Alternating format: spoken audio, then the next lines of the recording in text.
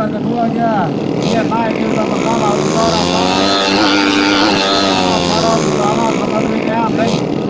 jauh dengan di urutan keduanya. Dia naik di urutan pertama untuk orang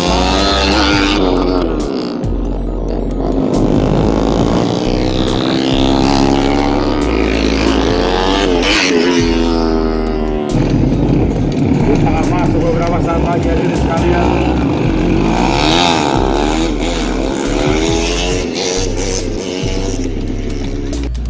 Akan memberikan kepada juara-juara HDC 1.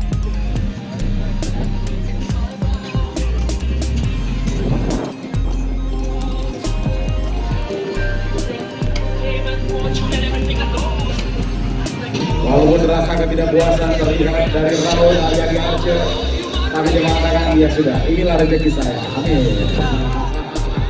Selamat untuk